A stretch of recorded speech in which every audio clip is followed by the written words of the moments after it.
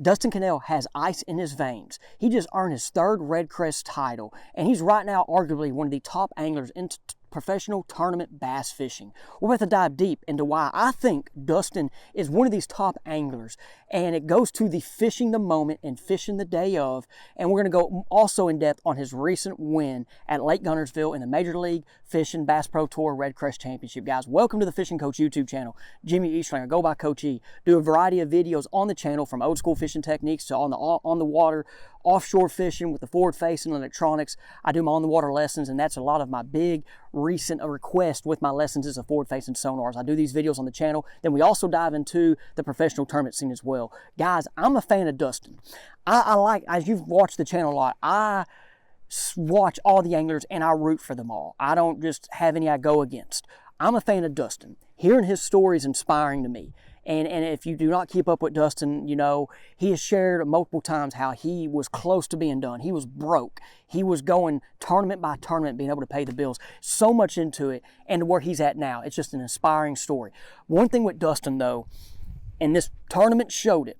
Let's talk about the first reason why he is so good at tournament fishing. But I want my guys that do not fish tournaments get this as it take something from this as well as I do. I don't fish tournaments. I do my guiding, I do, you know, the fishing, but there's kind of two sides to it. But the first thing is Dustin goes with his gut. Okay, when he prepares for a tournament, or he prepares for when he's on the water, when conditions change, or leading up to it, whatever the scenario is, he goes with his gut.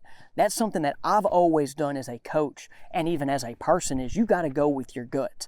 And at times you're going to fail. And when you fail, you learn. But you fish better and you're more confident in whatever you're doing if you go with what your heart and your gut says.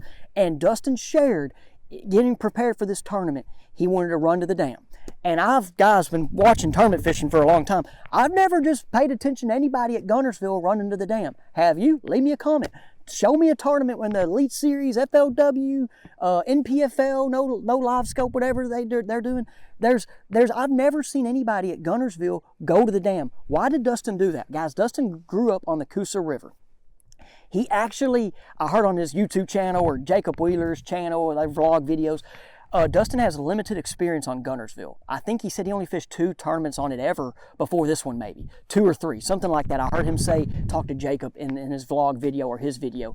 But he has a lot of river experience, Coosa River experience, where he won at Lake the year before on the RedCrest. But one thing about is more than just the experience of fishing the river while he went to the dam, but it was the conditions. He was fishing the ever-changing daily conditions that we had in the spring. The tournament started, guys, he was like in 38th place on day 1. And 38th, he was down there in the bottom half. But that last period of that day, he figured something out. But then he was looking into the future conditions. We had that big weather movement that came up, which down here where I'm at, you see behind me, you can tell it's chocolate milk. This lake just came up 7 feet. And so this big old storm frontal system that had a lot of damage, it was very scary, went through, and that storm and that front kind of started getting over there. And one thing with river systems, and that's what Dustin knew, is they're going to be generating, and that place is going to be a lot different. So he found fish up there, and then he knew what the future it was going to do. One thing, guys, for someone like me, that I'm not familiar with Guntersville or familiar with other parts of the water, the Deep Dive app now has a stream flow feature. So let's look at the stream flow feature, which shows the generation chart for the future forecast and the past, okay? I'm looking at what Dustin kind of did on this final championship day and just kind of seeing the different generation tables and for those little different streams and different parts of the river. I use this, guys, for like our lakes when we have runoffs. You can kind of tell those different streams coming in.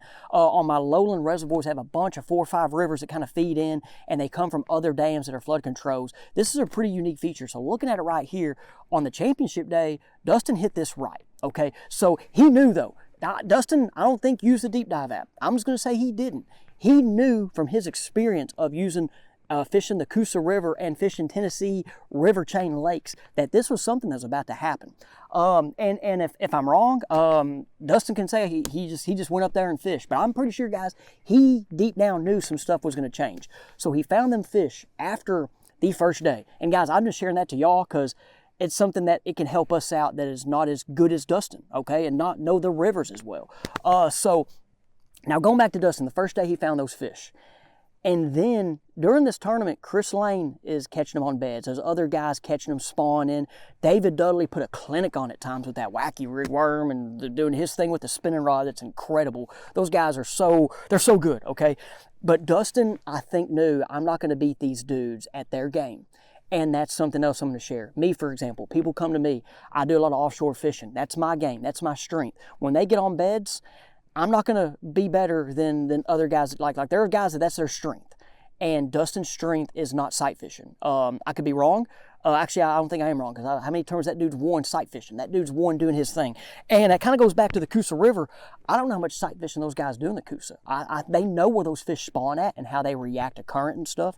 But Dustin, I know some of you guys are probably like, oh, he used the cheater box, he used live scope. He caught he caught a lot of his fish without it. And in previous years, yeah, he's really good with it. But he grew up fishing without live scope. He won multiple tournaments without live scope growing up and doing his thing. So looking at this event, he knew, I'm not going to beat these dudes at their game. And that kind of goes to me. If I was fishing tournaments right now, April, March, they're on beds, I'm not going to beat the guys that are good at it. So that kind of goes to you. What are your strengths?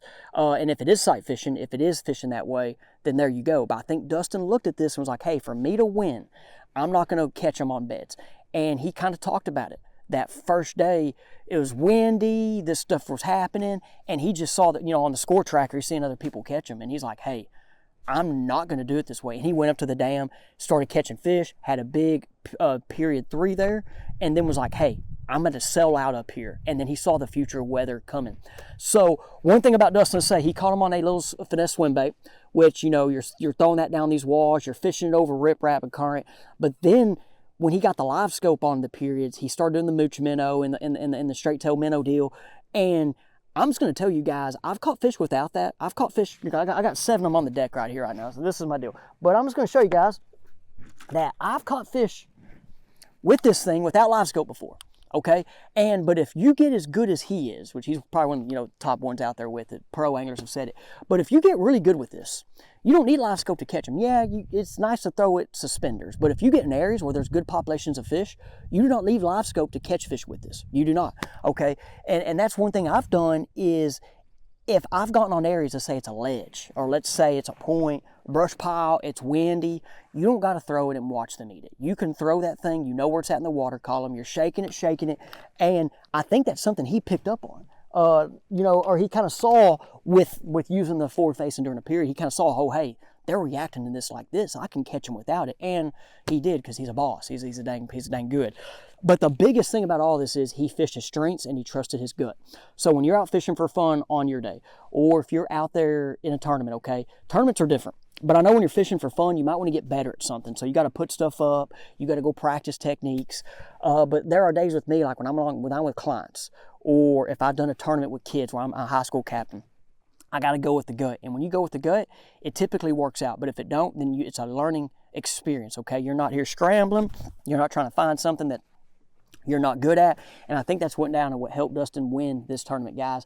Once again, let me know what you think about this video. Hopefully it helps. If it helps out one person, that's all that matters to me. Helps out one person. I don't care if this video gets 1,000 views, 2,000 views, 3,000 views. If one person takes something from this to help them catch more fish, I appreciate you. All right, guys, let's get into the Faith Juice segment. Hey, guys, Faith Juice segment here, okay? My Bible's up in my truck.